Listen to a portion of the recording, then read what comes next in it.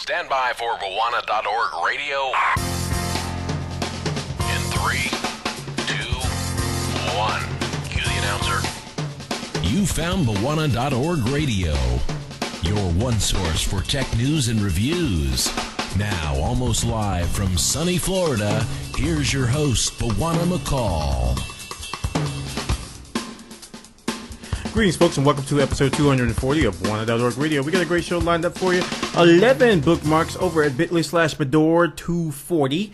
That's episode 240 of Bwana.org radio. We got all kinds of stuff with Lifecam, webcam technology, and we're going to talk a little bit about Windows Phone 7, Facebook, some gaming stuff. ICQ is even in the news, and I was like, wow. Oh!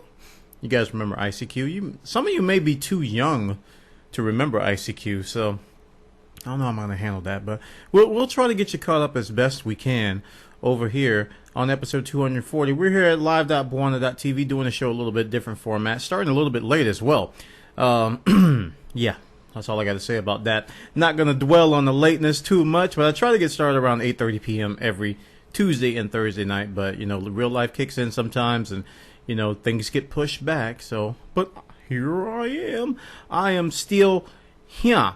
There's been a lot of talk about a new game coming out on the PS3, and I get a lot of questions about it. But you're probably gonna not hear me talk about it. It's called God of War 3, and it's one of those system seller games that I don't play. I know it's just crazy. People are like, you don't play God of War 3? I'm like, no, I just never got into it. It's you know, it looks good. It's just a pretty game, but I don't play it. I can watch you play it and have fun while doing it, but I'm not going to play it. So if you're looking for God of War coverage or even news or gameplay or reviews from God of War 3, you're not going to get it from me. I can point you to someone else who probably can, but I'm not going to be able to do it for you. Anyway, we got a great show lined up for episode 240 of Bwana.org radio. It's time for Bwana.org radio's tech news for this week.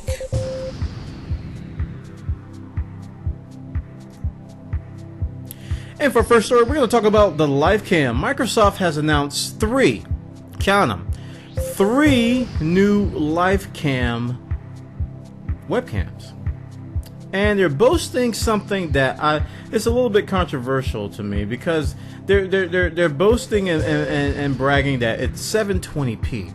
Now, I've seen some of these 720p cameras in the past from Logitech and even other people, and to me, they're kind of you know, people think 720p and they think they'll get the kind of camera quality I get here.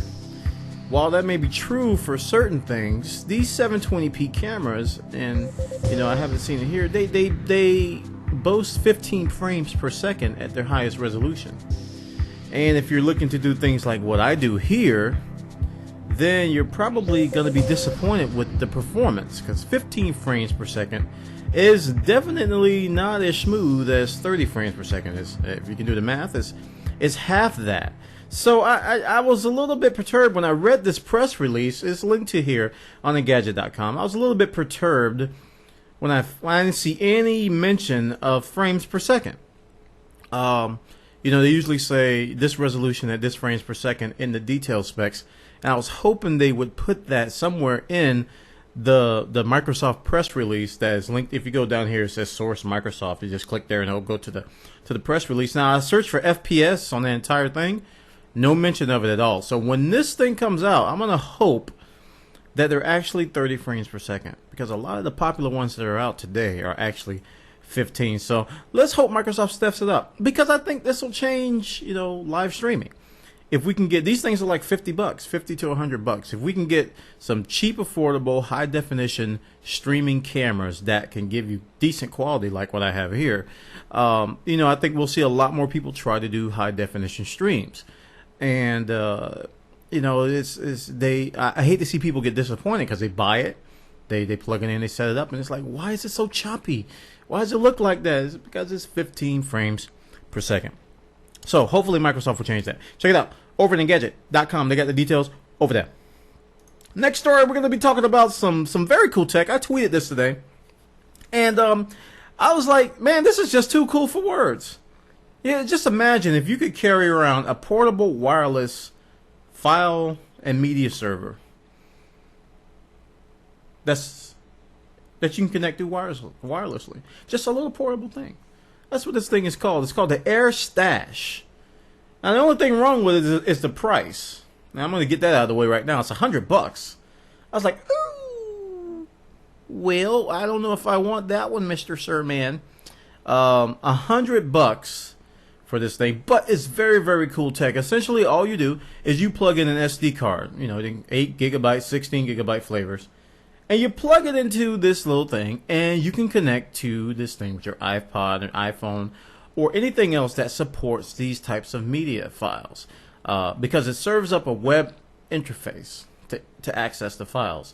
And you can stream over 802.11b and G with WPA PSK security.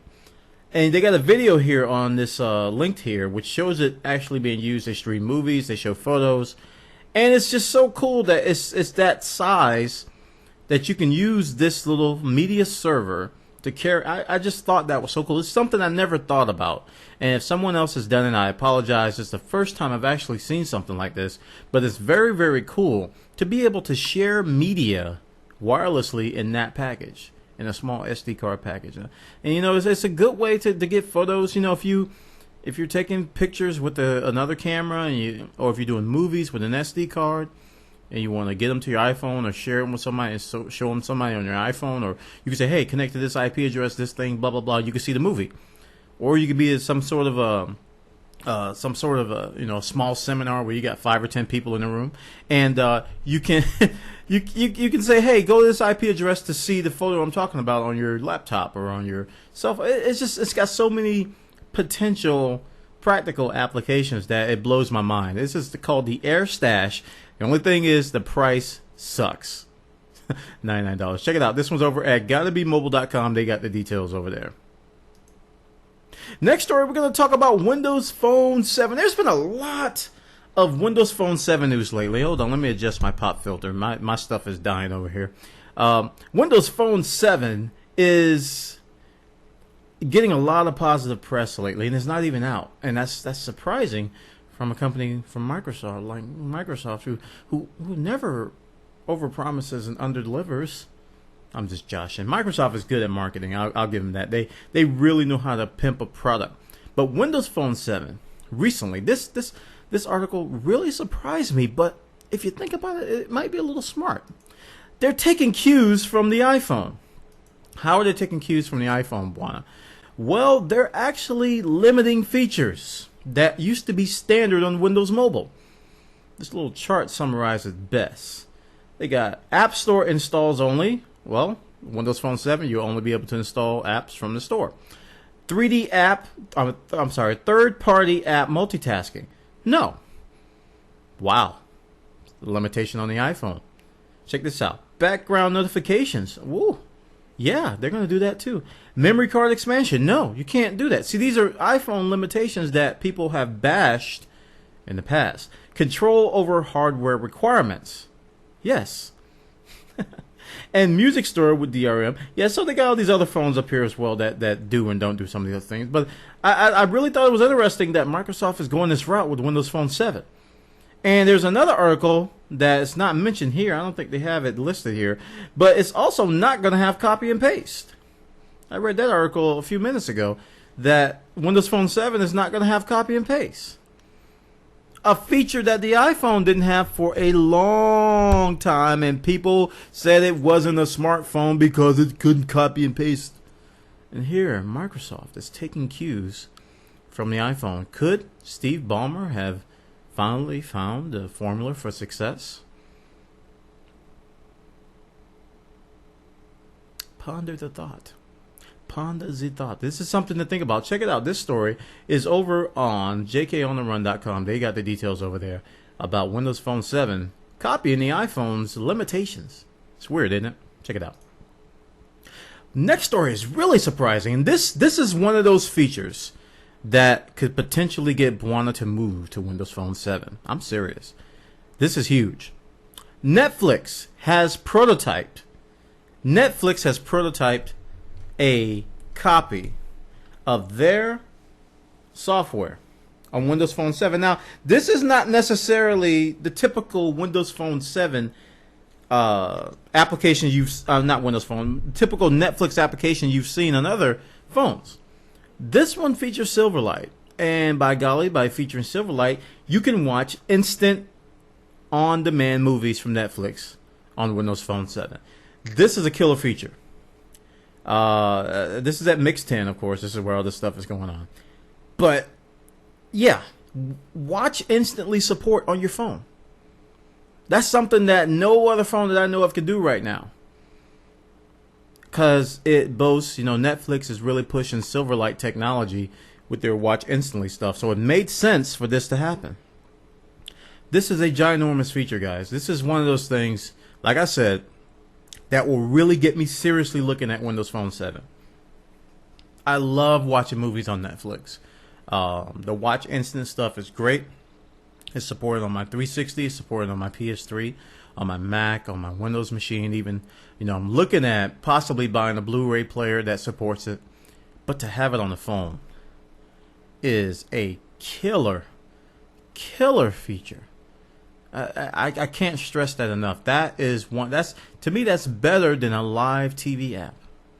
To have a Netflix app that actually enables you to run and watch movies from Netflix instantly. Check it out, guys. That's over on Engadget.com. They got the details and links and screenshots, and you can actually look at the prototype. It's very red. Of course, Netflix is all about the redness. Ironically, they're in competition with Redbox. Evil. Yes, evil. Check it out. Engadget.com has the details. You're listening to Bawana.org Radio, a potpourri of tech news and reviews. Google has been getting some slack or some flack or some black or whatever the word is. They've been getting some flack about the Nexus 1.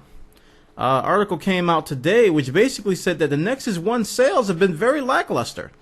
And they've been bad, to say it in so many words. They compared it to the Motorola Droid and the iPhone. This chart over on Mashable, and this is a good article here. They show in bar graph form how many million the iPhone and Droid sold through day 74 of their release. And Nexus 1 only sold 135,000. Now, this article, like I said, is a great article. I highly encourage everybody to read it. I don't pimp Mashable a lot, but this is a good article. It talks about, here's some possible reasons why this is happening. Why there's lackluster sales. Reason one is T-Mobile. The phone was initially released on T-Mobile primarily. And it came out, with a higher price tag where you can buy an unlocked version of it. But you couldn't really run it on AT&T fully. You wouldn't be able to run 3G, which, was recently announced today that they're now supporting AT&T. But yeah, they had a different phone. It kind of stinks. But you're limited to T-Mobile with the Nexus 1 if you buy it under contract. And T-Mobile has a smaller footprint. It has the smallest 3G coverage area of any of the major wireless telecoms. So it could be a potential hindrance to the sales of the device. You could argue that, hey, maybe other devices like the Sidekick and other T-Mobile exclusive phones are doing better, but when you're talking about reaching that market share from the iPhone and from Nokia and from Verizon with the Droid, you really got to consider the 3G coverage area. This is one area I do agree. And problem two is getting support. They're basically talking about Google's way of selling a phone. It wasn't a typical way of getting a phone.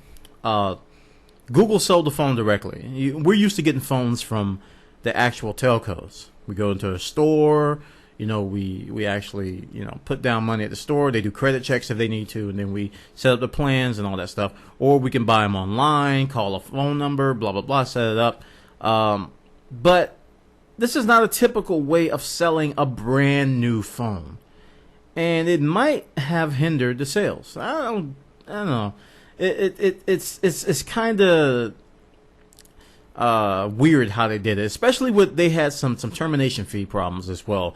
I talked about it here on Buona.org radio, where Google was they would charge you twice. You would get charged by T-Mobile for canceling your contract, and then Google would charge you. That was later removed, but that may have hindered some sales.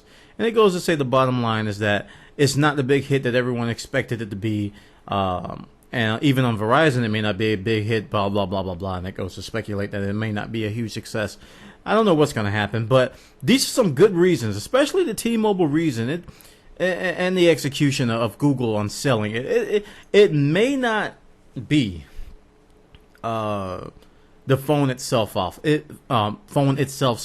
It may not be Google's fault in terms of building Android. It could be just the way things happen and the carrier they chose. But we will see the next coming months when people get a hold of the Verizon copy and the AT&T version. We'll see if people jump aboard. Like big names like Leo Laporte, I think he actually switched to the Android platform from the iPhone. He made a statement that he switched to the Nexus One, and he said when a new iPhone comes out, we'll look at it, but there may not be anything to sway him away. Other big names are saying the Nexus One is a great phone, but it's not selling as well as people thought it would. Check it out. This story is over on Mashable. Great article. I highly recommend it. Next story is over at readwriteweb.com, and this has to do with the iPad, which recently went on pre-sale.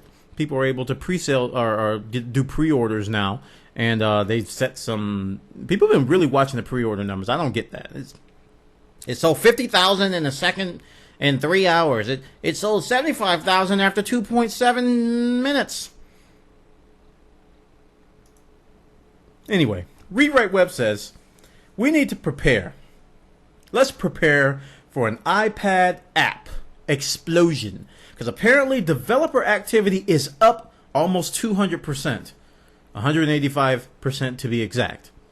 Yeah, 185%. This comes by way of Flurry, analyst firm Flurry. It said iPhone OS developer activity has increased 185% since Apple announced their upcoming slate computing device known as the iPad. So this is kind of expected. There's a new way of making money. There's a ton of new companies, new firms that have formed due to the iPhone and the App Store success. So they're probably ramping up to get their studios and everybody on board with the iPad, so they can take advantage of this, so they can port their apps, so they can make sure their apps work, so that when it comes out day one, people will have something to use and that app could be theirs. But there could be a possible new influx of iPad enhanced or iPad or apps you would only use on a tablet, a touchscreen tablet like the iPad. We don't know. I think it's an exciting time for notebook tablet users, for people who are into this kind of stuff. I wish I could get an iPad. I don't have a practical use for one. If I were to get one, it would be, hey, Buona, this is a very cool toy.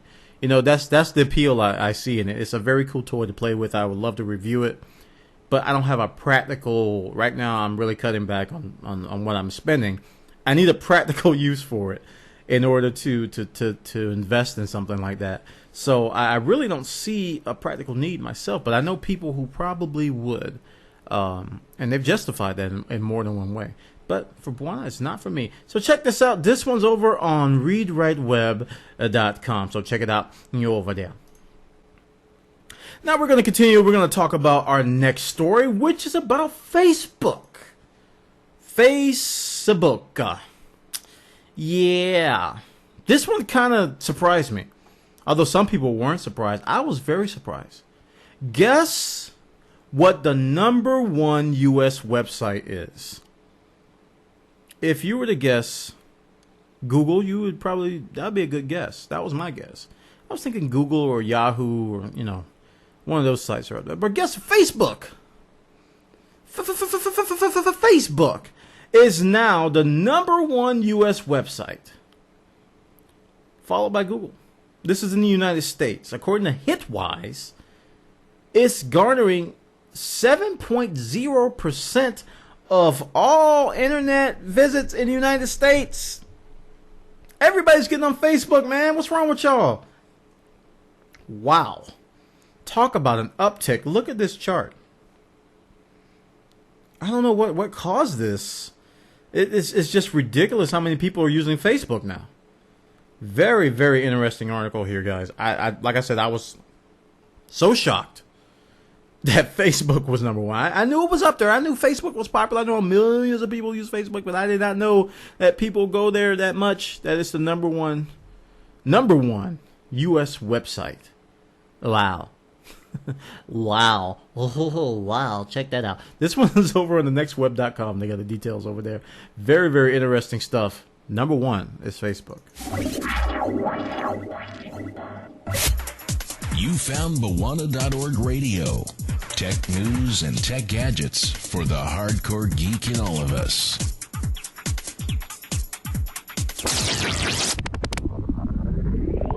ICQ. Uh-oh.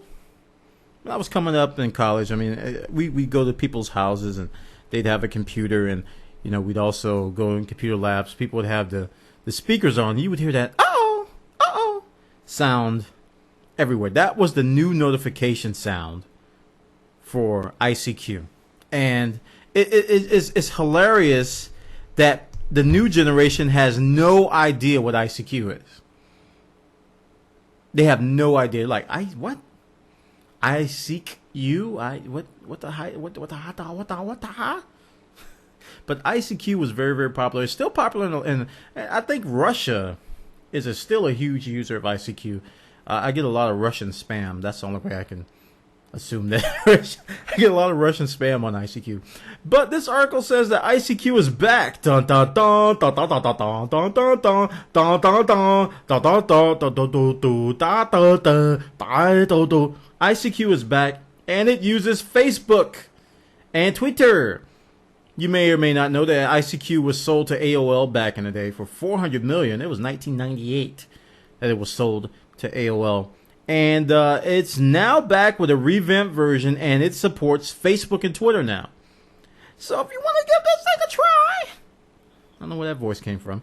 If you want to give ICQ a try, now's the time. Especially if you're into Facebook, like probably you are. The previous article just said that all of you go to Facebook all the time.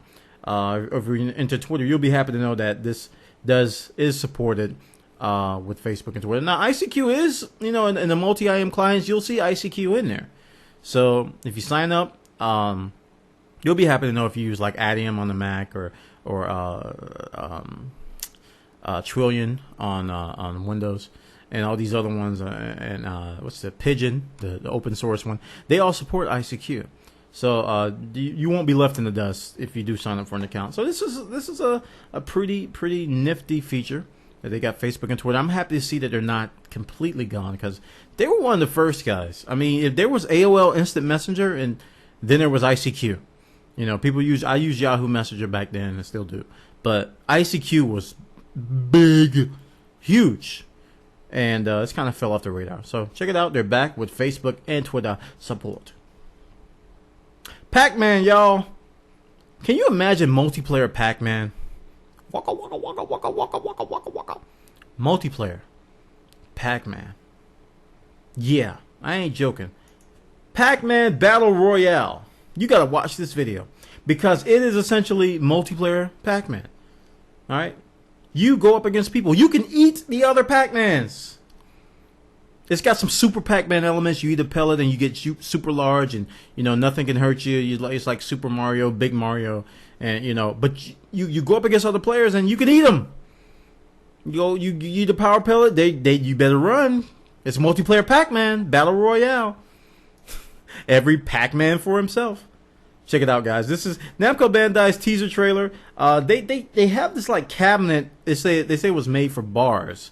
And it's got 4 joysticks on it, and it's like this, those table cabinets with Pac-Man. That's what the video shows. At Amusement Expo 2010. Now, I'm hoping that it comes to just about every platform, because this is great. If you can get this working over the internet, I think a lot of people will get into it. It's almost like multiplayer Tetris. That's very popular online. but Pac-Man Battle Royale. Check it out. That one's over on GameSetWatch.com. They got the details. Now, recently, one of that TV and even on here, I've been talking about a lot of Battlefield Bad Company server issues. And this past weekend, EA, actually a couple weeks ago, EA said that they were going to buy a whole bunch of new servers, and that they were going to revamp EA Online, and so that we wouldn't have all these disconnect problems with the game. Right now, I posted a video on one of that TV on. Actually, it's on my YouTube channel where I go, no, because I got disconnected, and it happens a lot recently. But EA has announced that they have, this past weekend, the servers were down for a long time, and they were installing new servers. So they have announced that the servers have been installed, and we, quote unquote, shouldn't, unquote, see, unquote, new connection issues. It shouldn't be a problem. But they go through this. It seems like EA goes through this worse than anybody else. I remember in 1943, even Battlefield 2 and all the other Battlefields. On the launch, man, they just never estimate the load properly. It's always problems in the beginning. Hopefully they'll take lessons learned from this one. I mean, it ends up costing them more money to fix it afterwards. So hopefully they'll take a lessons learned from this, and they won't get so many black eyes from all these server connect problems. But you'll be happy to know that servers have been updated. This is for Xbox, PlayStation, and PS3, all of which are running on dedicated servers in some form or fashion. But hopefully, these will fix the issue. So check it out. That one's over on joystick.com. EA is done with Battlefield Bad Company 2 maintenance. And finally, we're going to talk about Valve. Now, this was an interesting article that kind of got me with the headline, but it was later changed and clarified. But I still want to talk about it. Valve has apparently hired ex-Naughty Dog employees. Naughty Dog are the guys behind Uncharted 2 for PS3. And you know that Valve has a history of bashing the PS3. So when I first saw the headline, I was like, wow, they're hiring Naughty Dog employees, meaning that they might support the PS3. Turns out they hired them a while ago. According to the LinkedIn profiles of the guys, they hired them a while ago. So they've been there a while. So the article kind of changed its tone to say, well, they have PS3 talent in-house, so there's really no excuse for, the PS3 resource, we don't have any PS3 resources, because they do have some talent that have some experience with PS3, and they've been in-house, I think they said, 3 years? They said years ago. I don't know how many years, but these are former Naughty Dog employees that Valve has on their payroll. So you got to ask yourself, what is the real reason behind the PS3 hate? We all know how the head of the company feels. Gabe can't stand the PS3. He's gone on record to say it's a total disaster, unquote. But everybody who's anybody in the gaming industry is seeing a change in the quality of PS3 games. If you go to Justin.tv right now, go to gaming.justin.tv, and you'll probably see somebody playing God of War 3. The graphics are ridiculous. The gameplay is incredibly smooth, and it looks very, very polished. Something that the PS3 has been knocked on many occasions as being sloppy and not as good as other consoles, but it's just kind of sad to see that Valve is, such a quality, I won't call them a quality developer. They're a well-loved development shop because they tend to listen to their users occasionally, and they're very creative, that they'll shun the PS3 like this, especially with that PS3 orange box travesty. It's really, really sad to see that happen. So hopefully Valve will invest. I thought it was very ironic that they would go to the Mac platform before they would go to PS3. It doesn't make business sense. It just doesn't. It doesn't. If you put the two on the table at a business meeting and say, "Hey, should we go Mac or PS3?" I'm a Mac lover. I love Macs, but you gotta go PS3. I don't know. You can argue the development tools are higher for the PS3 than they are for the Mac. I don't know. but I think in terms of return on investment, you're going to get more on the PS3. So check this out. This story talks about the Valve employees. And that concludes episode 240 of Buona.org Radio. I want to thank everybody for coming by. We're here live every Tuesday and Thursday at 8:30-ish, p.m.-ish. We're late sometimes. And we try to do our thing every time. You can come by live.buona.tv, chat in the chat room. Mingle with the Buona.tv, Buona.org. All things Buona community is what we call it. And you can also go to Buona.org/forum to sign up for our forum to talk tech, to submit feedback. That's a good way of contacting me now. I'm actually starting to prefer the forum over like email. And I'm going to start pushing that when I go to Buona.tv and say, you got a question for me? Because people, they send me these wacky emails and I can't read them. Sometimes I just reply and I go, huh? Come on, man. Type complete word. It's not like I'm being picky. It's like people just won't. And I know English is their first language. Because when I ask them to clarify, they come back with good English. But that first email is like, man. But the forums is a good way to ask everyone in an open forum. And I can contribute. Other people can contribute. Got some smart people up there. So check it out. So thank you, everybody, for coming by at live.buona.tv. And again, I want to encourage you to go to techpodcast.tv. I'm going to start posting my shows up there. And you'll be happy to know that. All right, folks, that concludes episode 240 of Buona.org Radio. And I will see you next time.